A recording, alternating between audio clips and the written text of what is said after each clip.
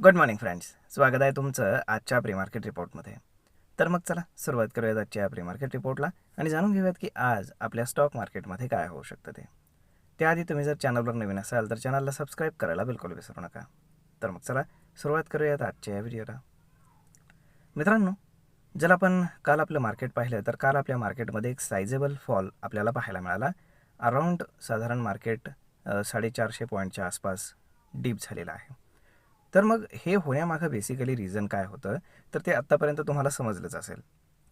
कारण इराण आणि US यांच्यामध्ये पुन्हा एकदा काल युद्ध सुरू झालं आणि USनं ऑलमोस्ट इराणमधले 80 च्या आसपास असणारे जे टार्गेट्स आहेत तर ते हिट केले. त्यामुळे आपल्याला पाहायला मिळालं की मार्केटमध्ये एक चांगल्यापैकी डीप आला. परंतु आता सगळ्यांना जवळजवळ माहीतच झालेलं आहे की ट्रम्प आणि ट्रम्पच्या रिलेटेड असणारे जवळचे लोक हे मोठ्या प्रमाणामध्ये ट्रेड्स घेत असतात आणि मग त्यानंतर ते स्टेटमेंट करत असतात, म्हणजे ट्रम्प. त्यामुळे या सगळ्या गोष्टी जर पाहिल्या तर हे स्टेटमेंटही फार काळ टिकेल असं दिसत नाही आहे. त्याच्यामागचं रिझन असं आहे, कारण आता त्यांच्या निवडणुका जवळ येऊ लागलेल्या आहेत आणि जशी ट्रम्पनं नरम भूमिका घेतली तसं त्यांचं जे US मधलं ॲप्रुव्हल रेटिंग आहे ते अजून डाऊन झालेलं आहे. म्हणजे तिथल्या लोकांना हे युद्ध अशा माघार घेऊन बंद केलेलं बिलकुल आवडलेलं नाही आहे, हे आपल्याला दिसून येतं आहे. आता दुसरी गोष्ट जर आपण पाहिली तर त्यांनी फक्त इराणवरतीच हल्ला केला आहे असं नाही, तर त्यांनी जे काही युरोपियन युनियन आहे त्यांनाही थ्रेट करायला सुरुवात केलं आहे. पुन्हा एकदा ग्रीनलँडची मागणी केलेली आहे. अशा बऱ्याच गोष्टी जिओपॉलिटिकली घडलेल्या आहेत. त्यामुळे काय झालं आहे की स्ट्रेट ऑफ हॉर्मुझमध्ये जे काही शिप्स आहेत तर त्यांचं आवागमन बंद झालं असल्यामुळे ऑइल प्राईस जे आहे तर ते ऑलमोस्ट 5 ते 6% वाढलेले आहेत. म्हणजेच आपलं मार्केट हे ट्रम्पच्या स्टेटमेंटमुळे पडलेलं नाही, तर ऑइल प्राईजमध्ये जो शार्प इन्क्रीज आपल्याला पाहायला मिळाला आहे त्याच्यामुळं पडलं आहे. तर जे क्रूड ऑइल आहे तर ते ऑलमोस्ट $75च्या आसपास गेलेलं होतं. परंतु आता ते आजच्या सकाळी सकाळी जर पाहिलं तर थोडंसं कूल डाऊन झाल्याचं पाहायला मिळतं. त्याचं रिझनही असं आहे की ट्रम्पनं पुन्हा त्याचं स्टेटमेंट फिरवायला सुरुवात केली आहे. काल रात्री एवढं सगळं झाल्यानंतर ट्रम्पनं सांगितलं की युद्ध काही आम्ही वाढवणार नाही आहोत. हे एकच स्टेटमेंट त्यांनी केलं आणि ऑइल पुन्हा पडायला सुरुवात झाली. त्यामुळे गिफ्ट निफ्टी आता इंडिकेट करत आहे की मार्केट साधारण एक 80 ते 100 पॉईंटच्या आसपास गॅप अप ओपन करेल. तर मग आता सगळ्यात जास्त पाहणं हे गरजेचं आहे की मार्केट सस्टेन करणार का. आणि जर टेक्निकली लेवल पाहिली तर 23,800 जर ब्रेक करून मार्केट खालच्या साईडला जर सस्टेन करू लागलं तर 23,600पर्यंत येण्याची पॉसिबिलिटी आहे.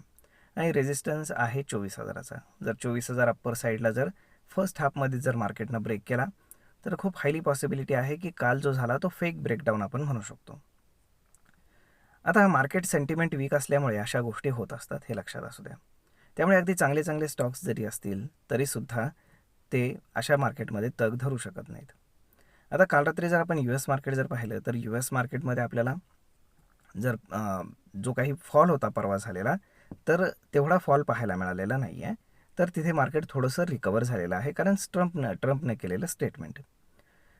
तर जर आपण मोस्टली युरोपियन आणि एशियन मार्केट जर पाहिले तर सध्या ते फ्लॅट टू नेगेटिव्ह असंच ट्रेड करत आहेत. फार काही कोणी जास्त पॅनिकमध्ये नाही आहे. परंतु जसं ट्रम्पनं स्टेटमेंट केलेलं आहे आणि जे काही रिटॅलिएशन केलेलं आहे त्याच्यावरती इराणने मात्र कुठल्याही प्रकारचं स्टेटमेंट दिलेलं नाही आहे. त्यामुळे त्यांच्या बाजूनं काय क्लॅरिटी आहे हे काही समजलेलं नाही आहे. आता एवढं सगळं होत असतानाही, मार्केट एवढं पडत असतानाही फॉरेन इन्स्टिट्यूशनल इन्व्हेस्टर्सनं काल चक्क बाईंग केलं आहे ऑलमोस्ट 2,000 कोटींच्या आसपास. आणि डोमेस्टिक इन्स्टिट्यूशन्सनंही ऑलमोस्ट 800 कोटींच्या आसपास बाईंगच केल्याचं पाहायला मिळतं. म्हणजेच काय की मार्केटमध्ये आपण काय म्हणू शकतो की जे मोठे दोन्ही प्लेयर्स आहेत तर ते बाईंग साईडला बसलेले आहेत. त्यामुळे मार्केट जरी पडत असलं तरी ते केवळ वीक सेंटिमेंटमुळे पडतं आहे असं आपण म्हणू शकतो. अदरवाईज मार्केट पडण्यामागे एवढं मोठं रिझन हे नव्हतंच, कारण युद्ध अजूनही सुरूच होतं आणि ते कधी थांबलेलं नव्हतंच मुळात म्हणजे. त्यामुळे मार्केटने ती गोष्ट ऑलरेडी ॲझ्युम केलेली आहे, हे लक्षात असू द्या. तर मग आता पाहूयात की नक्की काय घडते, कारण ट्रम्प जे आहेत तर ते थ्रेट करत आहेत युरोपियन युनियनलासुद्धा, ग्रीनलँडलासुद्धा आणि इराणलासुद्धा.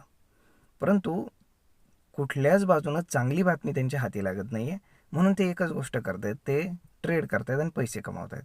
कारण ट्रम्पने जे काही ITR त्यांचा इन्कम टॅक्स रिटर्न फाईल केला, त्याच्यामध्ये $1.4 बिलियन हे त्यांच्या जवळच्या लोकांनी केवळ क्रिप्टोकरन्सीमधनं कमावलेले आहेत.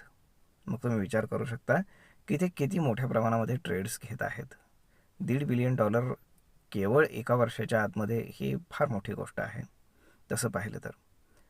तर आता हा कॉन्फ्लिक्ट ऑफ इंटरेस्ट आहे, परंतु आता अमेरिकन जे म्हणत असतात की आम्ही फार एक डेमोक्रेसी आहोत, तर मग त्यांनी पाहायला पाहिजे की असं व्हायला नाही पाहिजे. होप सो, पाहूयात काय होतं ते. परंतु जर आजची परिस्थिती पाहिली तर कालच्या एवढी वाईट नक्कीच नाही आहे. ज्या काही गोष्टी ॲझ्युम व्हायच्यात किंवा ॲब्झॉर्ब व्हायच्यात त्या होऊन गेलेल्या आहेत. मग पाहूयात आज काय घडतंय ते. तर मग मित्रांनो, हा व्हिडिओ, ही माहिती तुम्हाला कशी वाटली हे तुम्ही आम्हाला कमेंट करून नक्कीच सांगा. आणि जर आवडली असेल तर आपल्या जवळच्या मित्रमंडळींसोबत देखील हा व्हिडिओ तुम्ही शेअर करायला विसरू नका. धन्यवाद.